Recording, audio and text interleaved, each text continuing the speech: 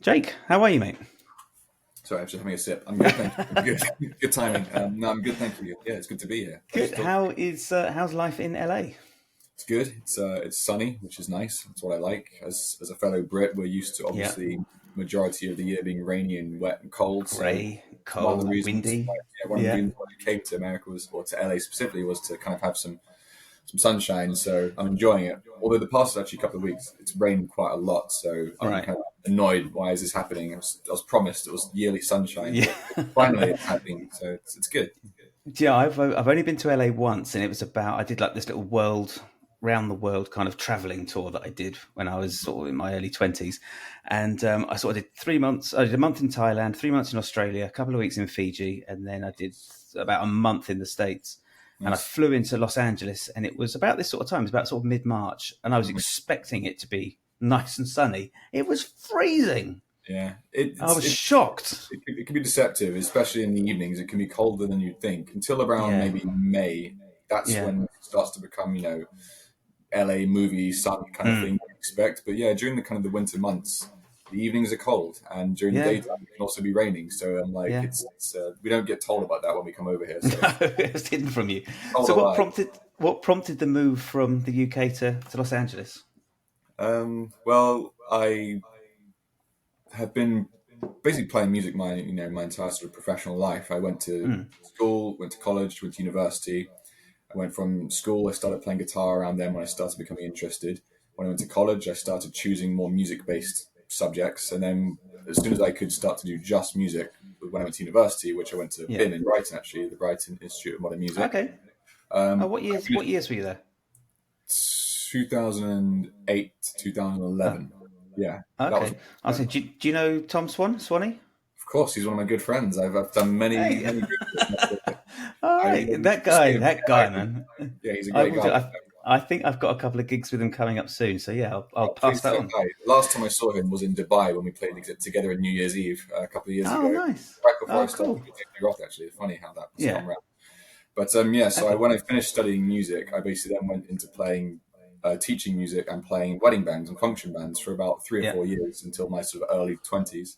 And it was about that time that I kind of, I guess, was trying to figure out my next move because I'd always wanted to play more like artists and sessions and original music Hmm. and teaching and the function kind of thing. You can do that, at any point in your life, really. You can, Yeah. Yeah. Yeah. half the gigs I'm with people twice my age, younger than me. So it's you can do it at any point. Yeah. And then I had an old school friend from many years ago who moved to LA about the same time I went to study music in Brighton. I hadn't seen him for many years. He came back to England for some work, and we met up and sort of reconnected. And he told me what he was doing, and he was like, "I'm a producer now. I live in Los Angeles. His name is Nolan Lambrosa. He's a great friend, and he's doing incredibly well."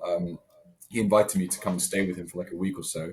So I took him Mm. up on that offer, and I came to LA, and I kind of saw his life and just the music scene. I realized there's just a lot more going on here than Yeah. where I was back home, and I thought, you know what, why not give this a try? So that was really the inspiration. I kind of saw just the world of LA after just a quick 2 week trip of just the music industry and the industry here and the amount of artists that are working. And I thought, this just Yeah. didn't really have much of a plan. It was very much like I'll just start going out there once or twice a year for a couple of years, work on the Hmm. visa, and then one thing just leads to another. And here I am, still figuring it out. That's how it always feels like. Yeah. That's cool. And what was the process about you had to go through to get your work? Do you have a working visa? Are you a resident? Are you I've actually just submitted as of yesterday for my green card application, which is it's nice? taken a while to get that, a lot of Hmm. money, so it's very frustrating, but it has to be done. But no, I have a work visa at the moment. It's called an O1 visa. You kind of need a Yeah. sponsor for that, Okay. which is someone out here who can kind of vouch for you and your abilities, and then you need proof of evidence of work that you've done within the industry, so photos, all that kind of stuff, Yeah. jobs and things. You need job offers, ideally as well, from Okay. America to say this is why we need you. Once you've got that, you send it all off, with the help of an immigration lawyer, ideally, because it's very confusing stuff.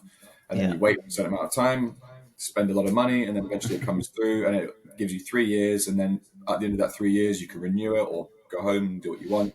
So Yeah. I've had two O1 visas so far, which I've been living on and working on while I'm out here. Yeah. And now I'm like, it'd be nice to have just a bit more of a long term green card, basically, that gives you 10 Yeah. years. And then I can also be flexible. I can come back to England. I don't have to be stuck out here and stuck Right. here and there Right. based on all this stuff. It's all very, boring stuff, but I have a couple of friends doing the same thing, and I'm always calling them like, this is what you got to do, So it's Yeah. Yeah. them. What is it is there anything, I'll phrase this the right way. Mm-hmm. What do you prefer about America than the UK? Is there anything you prefer, Yeah, like living in the States to the UK? it was Not necessarily definitely about work, just about sure. life. There's many things. I suppose the most superficial things. Obviously, the weather here is great. Mm. I do like it. It's generally better. The scenery here, in Los Angeles or California in general is great because, one minute we have the sea, which is very close, which is nice. You also have the mountains, which are nearby, and then you drive a few hours further and you have all these incredible national parks like Joshua Yeah. Tree and Yosemite, and go a bit further, you've got, Las Vegas and Death Valley and Sequoia, all these really cool scenic things, the Grand Canyon. And I Yeah. like being outdoors. I like hiking. I like nature. So for me, that was just I always wanted to see these places just Yeah. outside music or anything. So that's just one thing. Here specifically as well in Los Angeles, here it's the music industry is just a lot bigger here. So the capacity to grow is it just there's just more that can be done. Because I lived in Brighton for 5 years, and it's an incredible city. If I come back to England, I definitely probably would spend a lot more time there. But it kind of feels very much once you've hit a certain limit of what you're doing, you're kind of at a ceiling for, you have to kind of go somewhere else. And all my friends Yeah. in the UK who were doing bigger shows, they were either in London or somewhere else. So Los Angeles for me was just that somewhere else for the industry. And also as a guy who predominantly grew up playing like rock and classic rock, 80s rock, Yeah.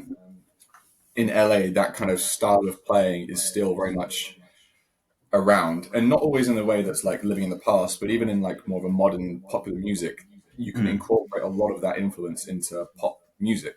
A lot Yeah. of some of the stuff I do is very much, I try to be relevant as opposed to always playing old stuff, but you can bring a lot of rock influence. And I felt like just being out here, I would go to jam nights and straight away half of the repertoire was like Van Halen and Led Zeppelin and Whitesnake and Def Leppard, whereas in England it's like Nice. Stevie Wonder and Luther Vandross and James Brown. And I love both sides, but they're just Yeah. very different ways of playing. And when I started kind of going to jams in England, it was all the funk and R&B, and that really taught me a lot about playing in a different aspect from what I was used to Yeah. growing up with. So when I came to America, I'm like, come out here with all my kind of R&B kind of playing that for many years. And I'm like, oh, Yeah. these guys are doing all the stuff I used to do when I was 14 years old, like when I just picked up a guitar and was shredding Aerosmith and everything. So as a rock player, it's nice to come out here and really see rock music being kind of celebrated, and you can do very well as a rock player. So That's those are cool. just some reasons. It must also be nice that when you finish a gig, you can actually go and sit down and get something hot to eat rather than eating in a service station. That's true. There is much more of a late night cycle here. You can go grocery shopping at midnight if you feel like it, and go pick up some lettuce. Whereas in England it's like, oh, there's Sainsbury's. No, it's closed. It's So, yeah, closed. it's all closed, yeah. So that's another bonus actually. It's a much more. There's a convenience culture here. So Yeah. whatever you want, whenever you need it, you can kind of get it. It's also kind of warped people a bit. They expect things all the time and expect this to be happening like this right now. Like if you go to a restaurant, usually around the second you sit down, the waiters bring you a glass of water. What do you want to drink? 5 minutes later, here come your starters. 15 minutes later, 10 minutes later, you've got your mains, and you'll be in and out within like 40 minutes. Whereas in England, I feel like you're barely getting the order in after 40 minutes sometimes. Things happen faster here, I think. So there's many reasons why. There's also plenty of reasons why it's difficult to be here. Traffic in LA is obviously a pain. Cost of living is not much fun, but then I guess everywhere's like that. It's the same here. It's the same here. So, Is there anything about the UK that you really miss? probably mostly family and friends. Yeah. That's probably the main thing, really. And also that England is a much smaller country, so getting around is just quicker. If I want to go and buy groceries or do anything here, it's realistically a 45-minute to an hour round trip. Whereas in home, I could just nip down the road, 5-minute walk. I can walk places. In LA, you can't walk anywhere. It's just too spread out. You have to have a car. So I miss that. I miss how close things are together. Family, friends. Generally, food prices are cheaper as well. The thing that annoys me here is the tipping culture. I'm not ashamed to say it. The way we tip here is just not cool. You are expected to tip minimum 20% on everything, otherwise you're a bad guy, even if they give you bad service. So that's a pain. Crazy. So everything gets driven up in price. If I want to go to the bar and buy one drink, it's probably going to cost me $12 for a beer, single beer, and it's like, well, I'd just rather not drink in that case. Yeah. I'd rather not go So bankrupt. So yes, yeah, no, I always found that very strange. Like we've got friends that live in the States. My wife's American, and so I've done plenty of trips to the yeah, States, and just that whole tipping culture is just yeah, as an Englishman there. I kept saying to people, "I was like, is that enough?" And they're like, "No, a bit more. yeah, Is that enough? A bit more." Fucking hell, really? It's like, yeah, no, yeah. It's you got to leave like $20 tip for a. I was like, shit, okay, yeah. No, but yeah, it's very bizarre. yeah, it was. But my wife works part time at the Rainbow Bar and Grill. So whenever we're Okay, out or getting food, I just say, look, you handle the whatever the tip needs to be. Just write it down, yeah, or just pay for it. But like, I don't worry about that. I'm like, I don't know what it's supposed to be because it'll be some ridiculous number that whatever. So yeah, the yeah. tipping thing here is a nuisance. Even I notice you go to somewhere like Starbucks now and you order coffee, they spin the machine around and there's a tip button. I'm like, you didn't even make my drink. You just You're took the order. joking, right? You're Yeah, joking. that person over there is making my drink. There Yeah. is no service that's going on. You literally just accepted my offer, and you probably got it wrong half the time anyway. So, yeah, they expect Wow. tips for everything now. So, yeah, Yeah, maybe they should pay people more. that's what people Yeah, say. So, yeah. yeah, pay people Probably more. going to wind up all the Americans out here for saying that. Yeah. Oh well. At least we don't talk about guns or religion. So, True. Yeah, that's always a fun what? topic. Yeah, I bet. I don't know. That was we often. My wife and I often talk every now and again. We sort of think, what about if we move back to the States? And I just think, well, guns and healthcare. Healthcare. That's probably another reason why I'm dealing with that right now. The cost of just healthcare, which doesn't really get you much Yeah. out here, it's it's good in some ways, but just not good in other ways. But yeah, that is also annoying. If you have lots of money, it's great. You can pay to be seen like I'm you sure it's want. brilliant. But Yeah. even if you're just a moderate earner, you have to spend an extortionate amount of money, and then even then, you can't get seen half the time, or the doctor doesn't really interested in actually helping you. They're just, what pills do you want to make it go Yeah. away? And it's like, Yeah. I want to be healthy. I don't want to just take drugs. One of the Yeah. things that I find most bizarre actually is the amount of drug commercials you see out here, It's either on TV crazy. or on the radio. The amount of Crazy. things saying, if you've got a problem, just take this pill. And Yeah. the first sort of 15, 20 seconds of the commercial will be like, here's what it's helped with. The final minute will be images of people having a great time, whilst the description or someone talking is like, do not take if you have all these, these side Yeah. effects. A And list of then it's side like effects, risk, and risk yeah. of death, risk of this. And it's like, all I had was a stomach ache and No. and I might die if I take this. So sponsored by Pfizer at the end, So Yeah, of course, motherfuckers. So, all that aside, so with touring and gigging, and I mean, do you still teach? I Is it teach a just little bit. sessions and stuff? Yeah. Yeah, I do a little bit of both. I have mainly one student mostly at the moment, but I have a couple of students dip in every now and then. Just Yeah. private students, one-on-one kind of things, a couple of Skype things like this every now and then. Okay. But not as much as I used to. I used to teach at a music school in the UK. It was called Music Works, and it was in Milford. Great Okay. school. I kind of started there in 20. I think it was 2012, I think maybe, and it just opened. And right after I finished university, and it was just me and three other teachers to begin with, the guy who ran it, and started with nothing, and then we would go around the local schools and do school assembly presentations as a band to try and inspire the kids to come in. They would come in, we do a taster lesson, then we'd sign them up, do group lessons. Half of them Yeah. would find out it's too difficult and would give up, but do that. So I did that for about 4 years, and that was kind of like one of my main jobs. And then out here, focusing more on the session kind of thing, but still have a couple of students every now and then because obviously it's good to have, and Yeah. it's good to have. And So, then excuse me. So what does your practice look like? Depends on what I'm practicing for. If Yeah. it's for example, like let's just say a gig, like because I still do plenty of covers gigs with people, and even if I'm playing with an artist where it's more of like an artist and it's their set list, it's still the same thing when I'm learning their music. So Yeah. I will usually start by just getting whatever set, making a Spotify playlist, and just listening to it various times of the day at the gym, driving in the car, just so I have it just ingraining in my mind. And then at another point in time, like now, for example, I would just come into my studio and just start running through the set, listening to it. And hopefully by that point, I'll already know roughly how the song Yeah. goes.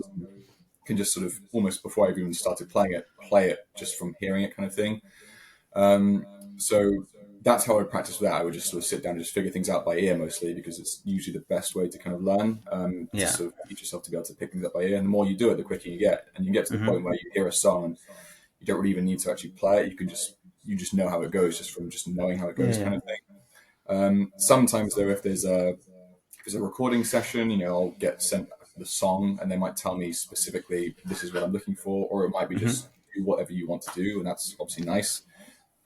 I like somewhere in between, because if it's just complete freedom, it's like, well, I can go off the rails and just completely do Yeah. all kinds of stuff, which is unnecessary. It's nice to have a bit of guidance, but also not too much control. So if that's the case, it's nice to know, like, oh, we want a solo or a rhythm part here, some rock kind of playing or some clean stuff. And I'll Yeah. have the song and I'll just sit down and just play over it. I record from here and figure out what sounds good to me and just, send it off to them and let them know what they think.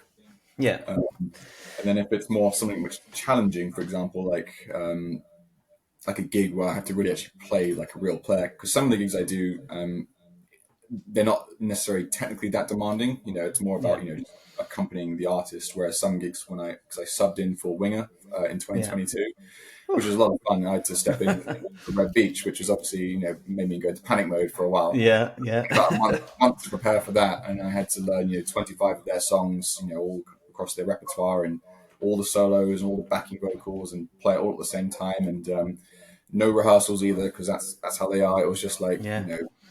Sounds like a you know gig. yeah, basically you got the gig, sharp on this date, we'll see you then, kind Yeah. of thing. Yeah. And then I told my wife, she was just my girlfriend at the time. Now I've got this gig. It's a lot of work. I'm going to need to just bunker myself in this room for like 5 hours a day for the next month. If you don't mind, Yeah. just taking care of everything else that needs taken care of, just so I can Yeah. get good music. And for that, I would just sit here and just study the song. I already knew most of the songs just from Yeah. growing up with them when I was in my teen years, but I really had to kind of go into detail of like, how does he play that solo?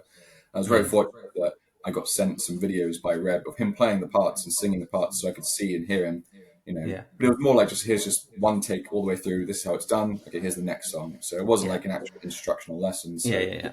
for that kind of thing, I'd very much have to just listen to the music, really study it, play all the parts, try to figure out how to play it for myself, because he has a very specific way of playing, especially when it comes to tapping and solos, Yeah. which is kind of unique to him.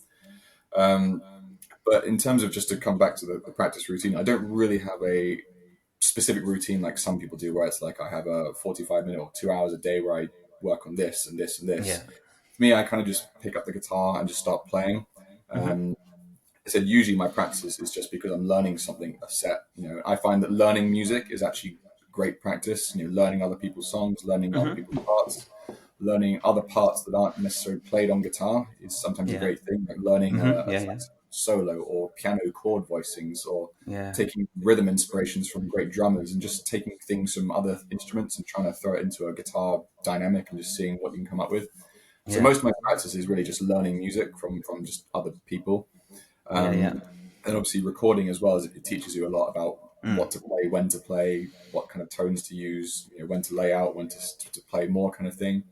But yeah, I don't really have a set routine where I do 10 minutes of warming up with a metronome, and then I do 10 minutes Yeah. of sight reading, and then I do 10 minutes of improvising. I don't really do that anymore. Okay. When I was young, I definitely spent more time like scales. Yeah. Yeah. But these days, I'm trying to be more I guess, like every musician, trying to find your own voice, I guess. And I find sometimes the more you listen to sort of other guitarists and players, the more you end up drifting into their world and sounding like them, which is great opportunity to learn how to play their parts for a show. But if you really want to sound like yourself, at some point you have to almost just shut off everything else and just sit there with yourself and play what comes naturally to you. Yeah. When I think of like the players like Eddie Van Halen, for example, who has a very distinctive way of playing, to him it's probably not that hard. It's just like, oh, this is just me, it's how I play. Yet the rest of us who are trying to learn his stuff, it's like, how's he playing Hot Teacher? How does he do that? These little bits, and how's all that stuff happen? Yeah. So don't shy away from the things that naturally you would go to play, like lay into them. I think I heard Steve Vai say something similar, where it's like, obviously work on your weaknesses, but work on your strengths. If you're good at things, really own that and make that your thing.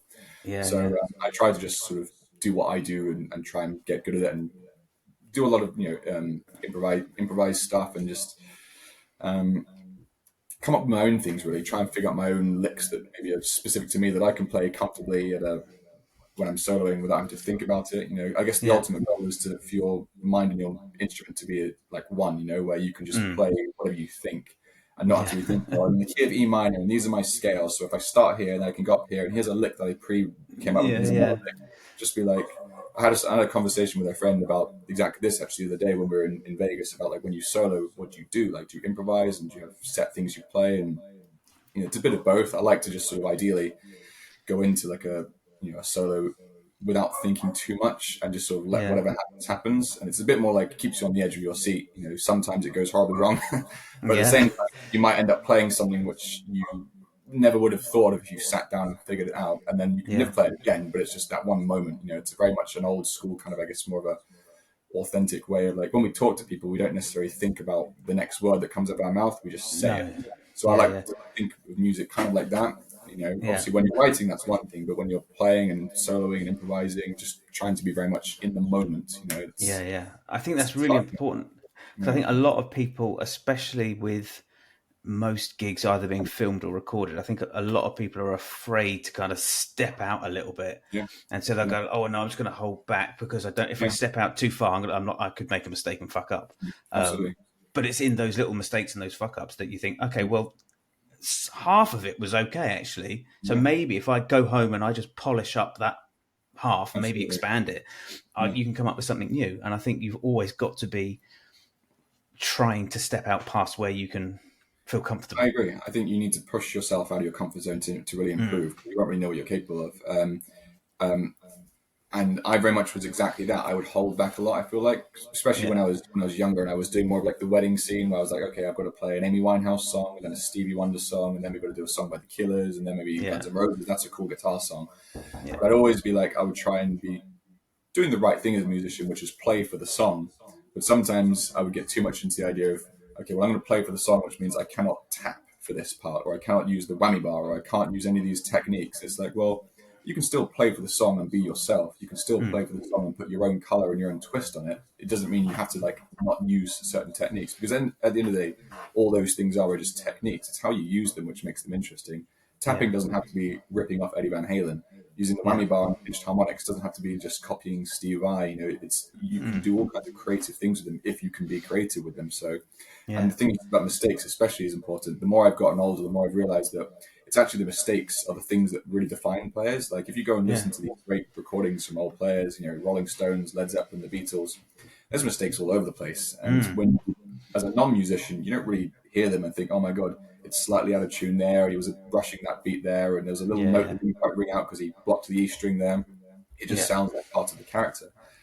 And it's actually when you polish things too much that it removes all the character and it actually yeah, becomes sterile. And then you can't really get any sense of who you are as a player. So the mistakes and the little errors that we make as humans are what give us our own character. And I've kind of learned that from having to really study players to play them on gigs, like, learning Eddie Van Halen, one of the things that made him great wasn't just that he was, his flashy stuff that people know him for, but it was his rhythm playing, his sense of his time.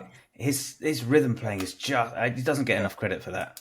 Exactly. And if you go up Yeah, like a Pro Tools or something or Logic and you got like a click track and a metronome and you put one of his tracks on it, I'm sure it would probably move all over the place yeah, and yeah, it'll be a bit behind at points and ahead at certain points. It doesn't sound, no one says it sounds bad, of course. And I'm yeah, sure if you actually smoothed everything out and fixed all those little yeah, errors, you put that one on the beat there and you put that bend in the right place and you fixed it all, it would just sound really boring and sterile. And I think yeah, that's one of the things I think a lot of players maybe miss today, because you see so many great players on Instagram and TikTok and YouTube.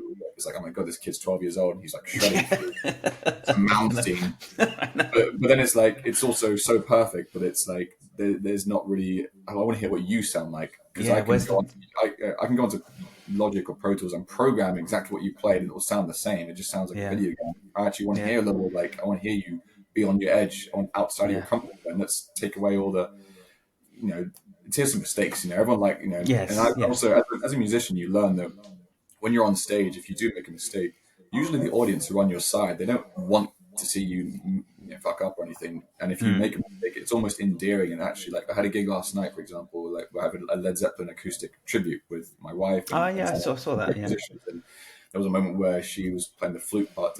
She probably hate that I'm saying this, but we're doing Stairway to Heaven, and we had the intro with like all the kind of the flutes and the violin yeah, player to play the kind of the lead part over the top of that. And I guess we just finished whatever song it was and went straight into Stairway. She didn't have enough time to breathe to physically catch her breath, and just some notes didn't fully project, and yeah, it didn't come out clearly. And she just said, "You know what? I'm sorry, I ran out of breath." And everyone laughed. It was kind of a fun moment, So yeah. mistakes are not the worst thing. If you can No, incorporate them into your set and make sometimes you may make a joke out of it. That's the best thing, and it shows you're Yeah. human. It shows that it's live, and it makes it good. It's when you kind of do the thing where you make a mistake and you pull a face and you look really awkward and embarrassed and you kind of retreat into yourself. That's what You becomes go awkward. into the hole. Yeah. If you just laugh and smile along and do whatever. I saw a great video actually of Kirk Hammett, from Metallica, playing the intro to "Nothing Else Matters," which Yes. is just like 4 notes on open strings or whatever it is, and I guess he just missed a note or two, and then he kept on getting into himself and just kept on making mistakes, and just eventually he kind of just like made a joke about it and just like stopped and like fell on the floor and just put his arms up, and everyone in the crowd, like 50,000 people, were all laughing and it was all good, and he got up and played it again. It was fine. But sometimes you have to just roll with it, and just embody, because that's who you are, So lean into your mistakes. lean into them. Yeah, it's fine. Yeah. Is there like, I know we've kind of circled around teaching a little bit. Do you think there's anything that isn't being taught that really should be? Yes, well, I guess a lot of it comes down to kind of, I guess, some of the things I'm kind of bringing up now, which is, number one, to kind of find your own voice. Obviously, don't get fixated on one player and play just like them. Like, obviously, we all love, Jimi Hendrix or Slash or whoever. But if you just play like them, you're going to sound like them. Number one, find your own voice.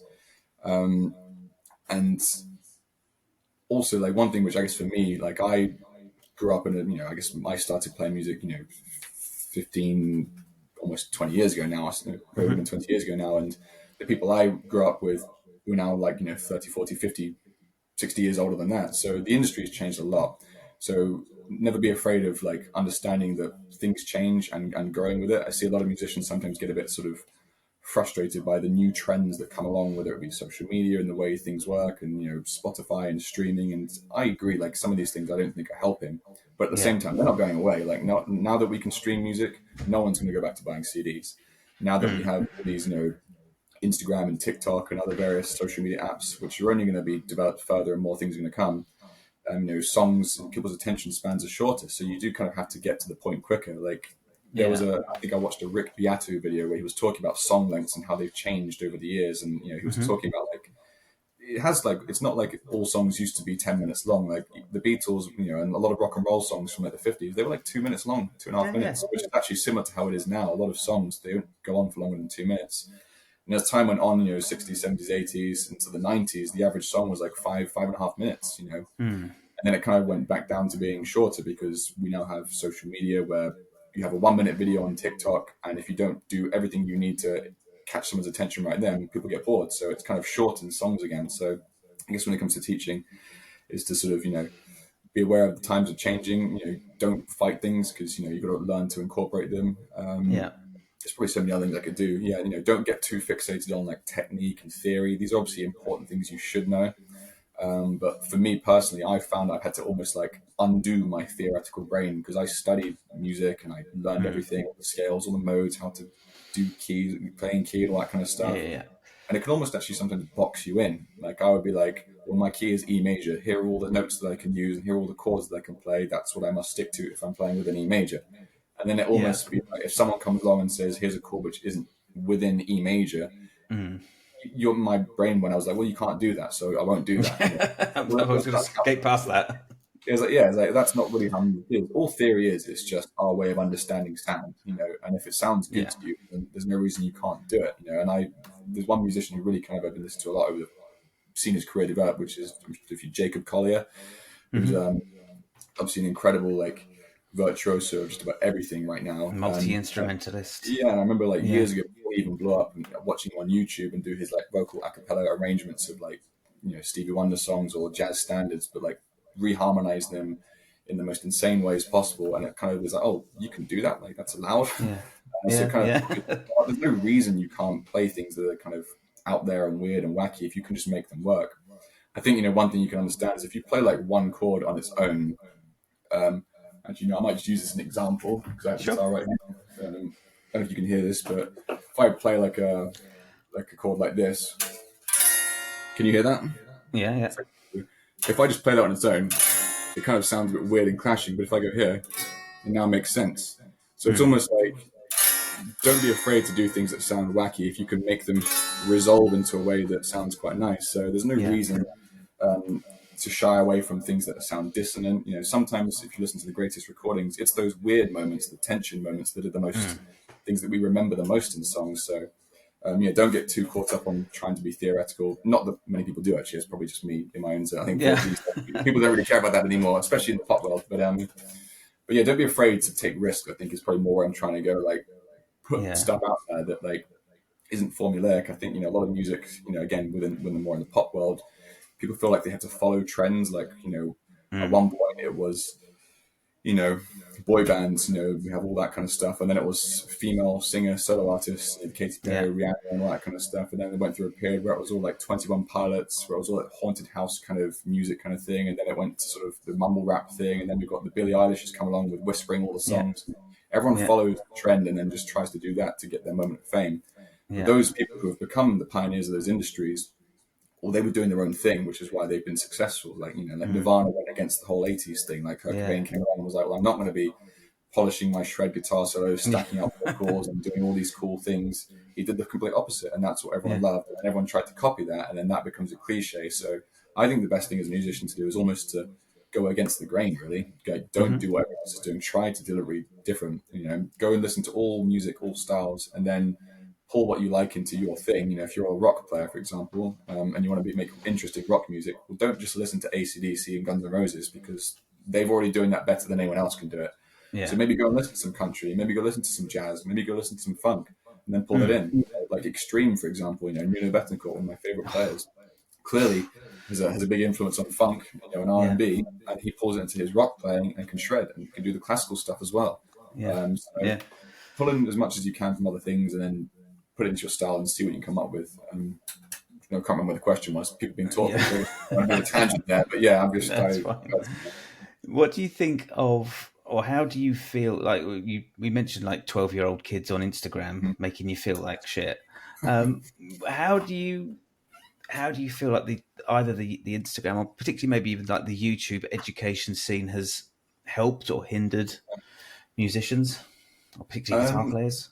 I think I'll start with help first, I guess, in many ways, just because it's helped me. I've had plenty of times where I've had to learn something, and either I haven't. I always try to learn things by ear, and most of the time I do. But sometimes if there's a solo and I'm just haven't got time to sit down and just pick it out by ear, I'll go onto YouTube and see if there's a tutorial just to see how it's being played. Because sometimes you can figure it out by ear, but there might be like how to play it specifically. There might be a real way to play it. Sometimes you have a song where you have to pick out an individual part, but there's so much going on in the song you can't hear it. If there's a video that just explains it, I'll just do that. So YouTube has become Instagram. They're great for really helping, because I always believe when it comes to teaching, one-to-one, me sat in another room with another person is going to be the best way to learn, but we can't always do that. So the next best thing is watching a video. And the fact that you can pause, slow down, rewind, that makes learning songs so much easier and so much quicker. So I think nowadays we live in a world where the ability to learn and the capacity to learn can be so much quicker now than ever used to be. But the flip side, because it's like a double-edged sword, is that it almost can stop you from developing your own ear and ability to pick things up. You listen to stories of like session players or great musicians from back, in the 60s, 70s, and 80s learning. They would say like, oh yeah, I had to get my radio out and record a tape if I want to listen to it, and then go back and play it back. And every time it came on, I have to listen closely and just listen to it, and that was their only guideline. There was no tutorials, there was no videos, there were no books, there was no one to talk to. It was just you had to hear that and then try and get what you're hearing onto the instrument, figure it out for yourself. So it almost forced players to become better at picking things up by ear. So it comes, it's difficult because it's helped so many ways, but it can hinder you if you're not aware of it. Never become reliant too much on just using videos and things like that to help you, because then you don't develop your own ability to pick things up. So I always use it as a last resort, really, to go onto YouTube to kind of pick things up. Because I actually find I can actually pick things up quicker if I just listen to it and then it's there. Sometimes using a video, like I have to scroll through 5 minutes of talking and then explaining the first chord progression. I'm like, well, I've got that. I want to get to the other part. So, it comes in both ways. It helps and it hinders. No, I definitely think developing your ear and doing ear training and thing is something that's overlooked a lot. And I think so many people are just reliant on getting links and tabs and Patreons and just get the PDF emailed to me. But I think the idea of sitting down and trying to figure it out, even if it takes you all day, when you get to the end of it, you're like, do you know what? I did that whole thing and I did it by ear. And also, Yeah, and there's no shortcut to sort of getting to that point either. You kind of have to just put the hours in. You just sat with your instrument, staring at the fretboard, putting your fingers in different places and seeing what sounds it make. You can't fast track the process of getting it to become more natural to you. There's no lesson that can teach you how to pick things up by ear quickly. There's no lesson that can teach you how to improvise Yeah, smoothly. It's just, you have to just do it basically. So I think yeah, the more time you spend just with your instrument and just try and copy sounds you hear. I think I heard Guthrie Govan say that he would just try and copy whatever sounds you hear. Like if you hear a bird go outside, try and make that sound on your guitar. Like yeah. the car goes Did by, try you and figure that when out. you're when you're at BIM? Was he teaching there? He wasn't teaching, but he was a guest lecturer. So I saw a Right. couple of lectures with him, which was really cool. He came in and would do a couple of like master classes, in just a Yeah, room. And yeah, I remember, seeing him being like, oh man, this guy's like, whoever I thought was yeah, good I at know. guitar, Yeah, just taking it to the next level and like just blowing everyone away. So yeah, he came for a couple of lectures, and seeing him play was great because he's like the master again of just, obviously can play everything very perfectly, versatile, but he's also, yeah, he's not just a shredder, who just plays scales. He's got a very distinctive style, very fluid, very vocal. Every lick is like you could study it in itself as like, that's just the yeah, perfect thing to play at yeah, that time. Very yeah, creative, very interesting player. Never runs out yeah, of ideas. Like you can see him solo for 5 minutes and he'll never repeat a lick. It'll feel like he'll just play constantly new ideas. So yeah, yeah. he's great. He was great. I studied at the ACM, and he was Yeah. teaching there, and I had him for two. No, I had him for a whole term for two lessons. We had him for technical development and session styles, Yeah. and man, it was just. And I had no idea who he was, and I think our first lesson with him was on a Wednesday, and on the Tuesday, our last lesson was like sight reading, and everyone's like, "Oh, we got Guthrie tomorrow," and I was like, "Who?" He's like, "Oh no," he's like, "Oh, this guy's so fucking amazing! Like he can play one-handed." I was like, "Oh, okay." Cool. And the first lesson, he actually took this guitar Oh, nice. and he said, "Has anyone got a guitar that has the back plate off?" I went, "Oh yeah, I got this." So he picked this up and did a load of little demos on it. He said, because it's the back plate's screwed in, you can do loads of little country stuff. And he just started ripping all this fucking country on it. I was like, Yeah. "Fuck, man! I didn't realize my guitar had those notes." It Yeah. was, Yeah, how did and you then get he's that idea? it was, and just being in a room with him for a couple hours a week was just Yeah. phenomenal, man. Like You he can said, learn the a lot guy. from him. He's Oh, it was just. I'm disappointed. On our first lesson, he said, "If anybody wants to record these lessons, you can." And I was like, "Nah." I was like, oh, "Fucking, I wish I'd recorded them." But anyway, yeah. bees. I mean, nowadays obviously you can find plenty of stuff of him online, but obviously to be in the room with him, it's a different experience, and Yeah, obviously, yeah, what he can tell you in yeah, one lesson, might be different from what you find online. So yeah, it's definitely, if you can yeah. get any recordings of him, and that's good to have. It's crazy. Oh, that's what I was going to say. Actually, an ambulance went by when we were at Clyde, and he did the ambulance siren on his guitar. Yeah, It's just fucking crazy. exactly. And But the ability to do that only comes from sitting down and being like, I'll yeah, try it out, And so that's an important thing to try, is just play what you hear. yeah, yeah. It's. I think it's an invaluable lesson. I think the reason it's not spoken about enough is because it's really difficult to teach. You can't really make a video on it.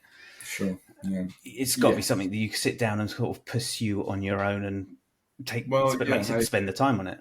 I think, to become a bit more abstract, I think when it comes to like think about how we learn to speak as humans, right? We're born and then we just come out as just a baby on the floor that can't really do much. And then over Yeah, time, from hearing your parents and people around you talk, it just starts to come out of you.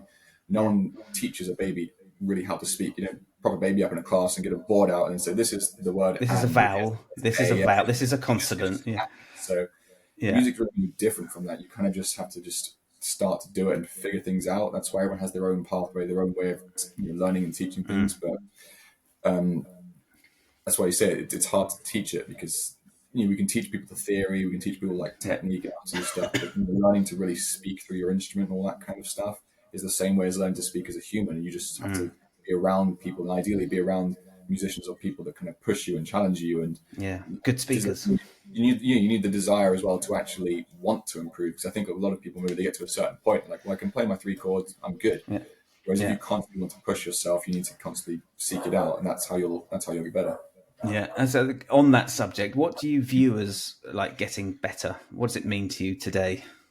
It's a good question. I think there's a few ways you can, number one, obviously, technically, it's obviously good to know that there's no piece of music that I can't play. That's a good feeling to be like, hey, if I need to play this, I can do it. My Yeah. hands will allow me to play it. My brain will allow me to understand it. That's one thing. But I think, when I was 14, it was about who I want to be able to play the fastest, right? That's Yeah. every kid's goal is to be shredding faster than your friend who's also picked up guitar. Yeah. Yeah. Yeah. Yeah. Then you get to a certain point, you realize actually the more you get into the technical world, the less people actually want to listen to you. It's like there's that famous sort of joke, what's the difference between like a jazz musician and like a rock musician? Well, a rock musician uh, plays three chords in front of 30,000 people, and a jazz musician plays 30,000 chords in front of three people. Yeah. And that's often what can happen. Like the more technical you start to become, you lose people because only a certain amount of people are even able to Yeah. understand it. So that's one thing that is good to be able to do, but it's not everything. For me, I guess right now it's more about developing your own sound, your own voice, if that makes any sense. So Yeah. the way I think of it is like if I turn on a song, whether it be like Mark Knopfler of Dire Straits, or Zach Wilde or Eddie Van Halen, Stevie Ray Vaughan, Jimi Hendrix, Jimmy Page, you can pretty much tell these people as soon as they start playing just how they Yeah. sound, how their tone, how their feel is. So I would like to be at that point where I can just play and people wouldn't know it's me, but just straight hear, oh, that's how Jake plays, So Yeah. figuring out what that is for me, again, it's a hard thing to really kind of Yeah. You explain can't or even. quantify it. It's I know it just kind of yeah. because, like we were saying, goes back to the thing with the mistakes. Jimmy Page was known for being like quite a sloppy player, so he Yeah. almost like made his mistakes his thing, in many ways. So figuring out your own thing. What was the question in like what is What does it mean to get better? yeah, wanting to get better? Yeah, so it's another. It's always nice to be sort of financially compensated. The more once you get to a point in life where you're making a lot of money, that's a sign you're hopefully making better. Writing better songs as well. I think for Yeah. me that's another thing. Like I have stuff I put out on YouTube. And started with just one country bluegrass kind of video just for fun, just because I started learning it and writing things, and now I'm still doing it. I don't put stuff out as frequently as I want because I don't have as much time, and it takes time. But for Yeah. me, I really want to make sure that if I'm putting instrumental guitar stuff out on YouTube, it's not just here is an E minor backing track and me shredding over scales as fast as I can for 3 minutes, because that's Yeah. boring and it may look cool to watch and it may sound impressive, but you get very bored of that very quickly. So I want to be able to write music that kind of stays with people, melodies that are catchy, chords and things that sound good, that you can put in your car and actually enjoy listening to as a piece Yeah. of music, as opposed to just a guitar exercise. So Yeah. for me, that's a big part of getting better, is actually playing, just good music, that's not necessarily trying to water things down to cater to a wide audience, but in the same way that, plenty of great musicians can still be complicated with their music, but be highly palatable to a lot of people. Like Phil Yeah. Collins, for example, Yeah. Michael Jackson, Stevie Wonder, all their music's very complicated and Yeah. sophisticated, but people still love it. So that's a great goal, is to marry the technical musician brain with a more commercial world and see if you can get them to the point where people enjoy it either way. Which is Yeah. hard to do when it comes to instrumental guitar music, but if I can get anywhere near that, then that's a good thing. So, yeah. It's a great place to be. Do you read music? I do. I wouldn't call Yeah. myself a great reader, but I can read music. I've had to do I think I've done a couple of musicals in my life, which has always been a bit of a daunting task, because like you just get like a book of like notation, Yeah. which Yeah. aren't always written for Where's guitar the players. tab? Exactly. Well, just tell me where the numbers are and where to put my fingers. So I can read music.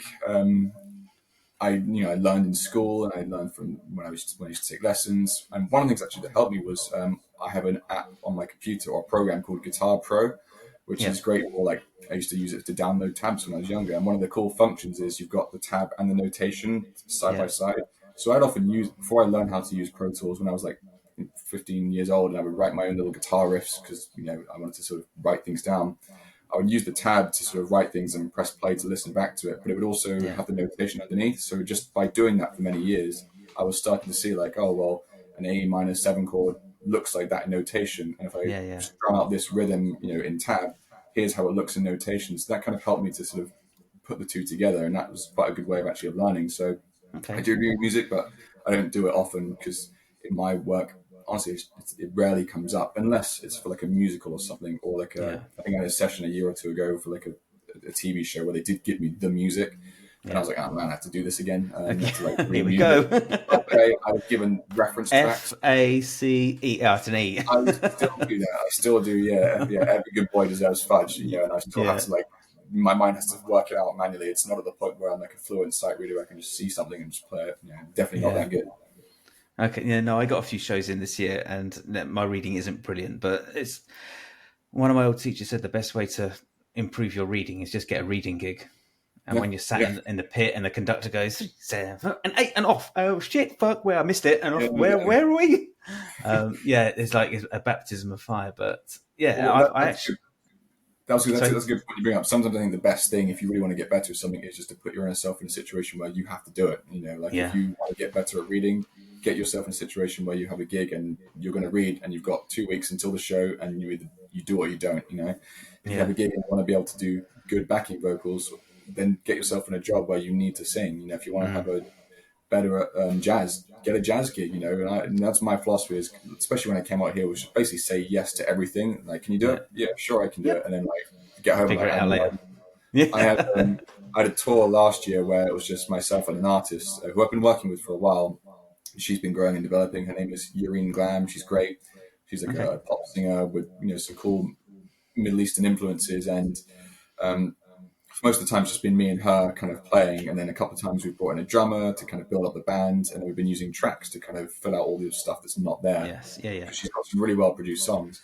And then the tour, she came in for the end of the year, and it was like, okay, well now I have to be the guitarist but also the playback engineer, and I've got to be able to use Ableton and do the whole show just on my own really.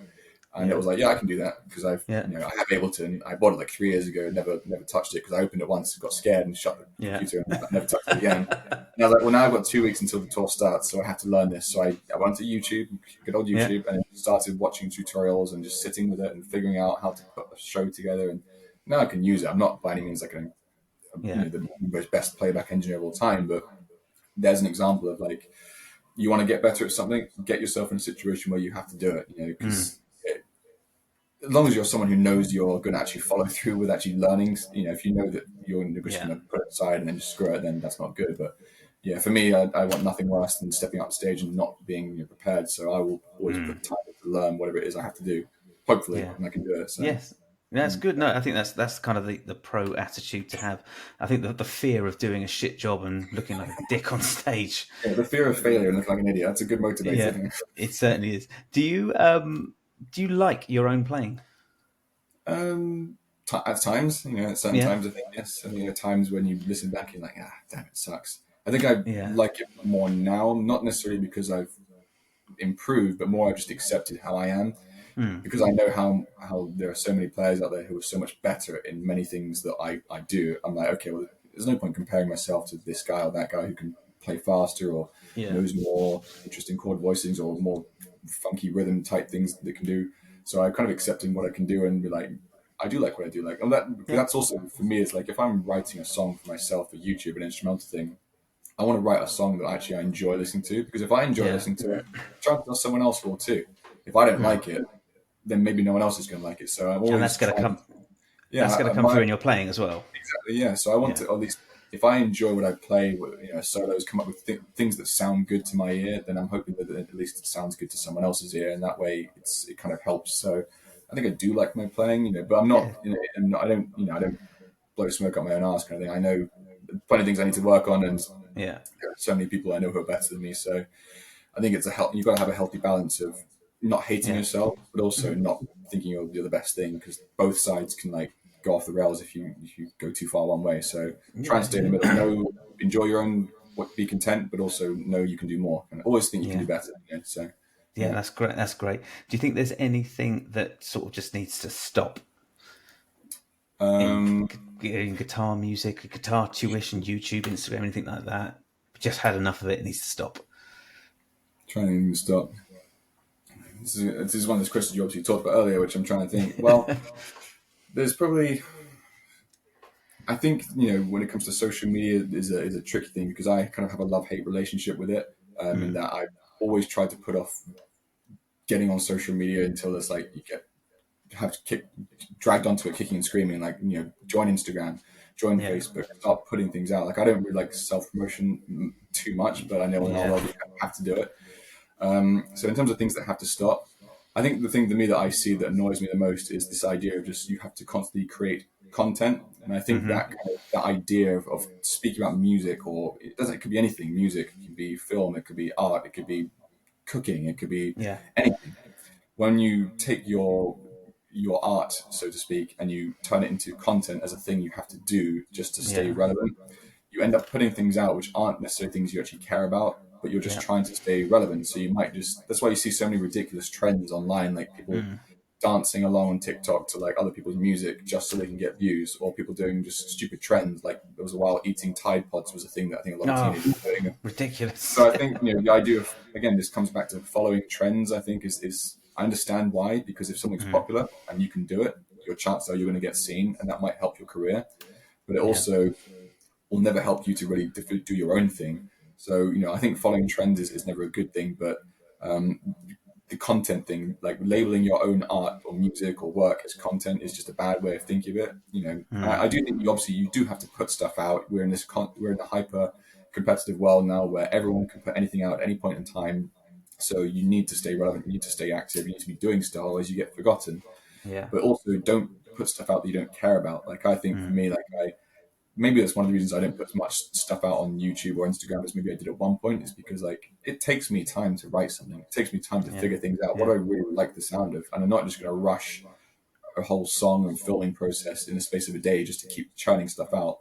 At the end of the day, it's sloppy. It could have been better. And I've done that. I've put things out and I've listened back to them. Like, I could have spent more time working on the drums, figuring out more Yeah. interesting part, programming, because that's what I have to do with myself, or guitar parts. I could have figured out a better melody for this part. I kind of got lazy. I just wanted to put it out there because I wanted to put it out. So I think the idea of just the constant content creation should stop. People should take Yeah. more time to put things out and go back to like, there's nothing wrong with taking time to work on your craft and put it out, because if it's good, people are going to listen to it. If you Yeah. constantly put crap out there, you're going to turn people off, and then what? Now you've just tarnished your name by putting out lots of mediocre stuff, and then Yeah. there are plenty of artists who kind of, like Adele, for example, she puts one album out every 5 years or so, and the world loses their mind for like a bit, and then she disappears into her own world, and she comes back out and blows everyone's heads off again. So Yeah. if you're good, don't be afraid to make people wait. So Yeah. And people will wait. yeah, they will.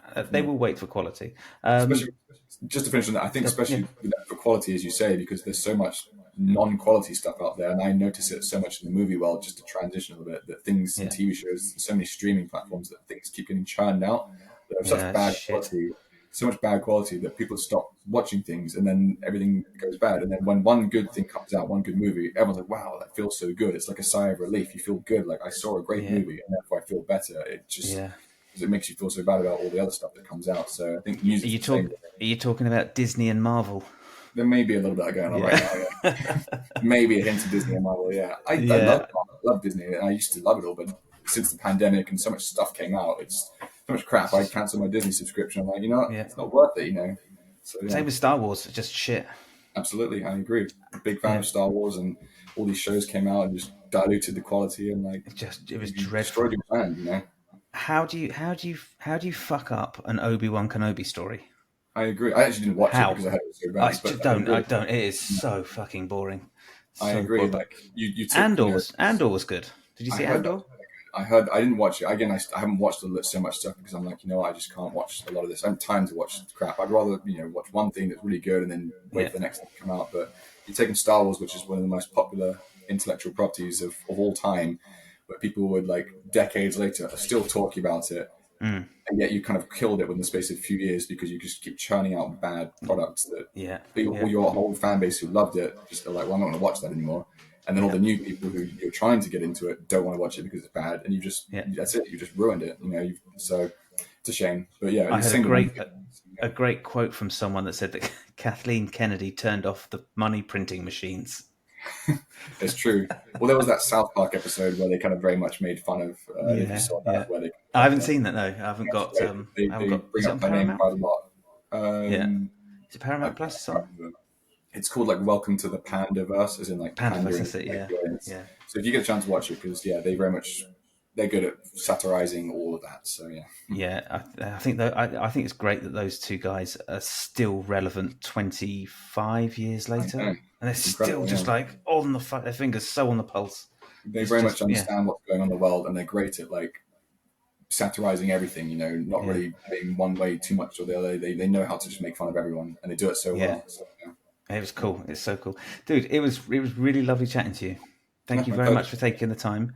No, I really really appreciate it. So thank you. yeah, of course, no pleasure. I feel like it could have gone for a lot longer, but yeah, anytime. It's been a great chat. So Yeah, yeah, thank you for having me on board. thank you. Cheers. My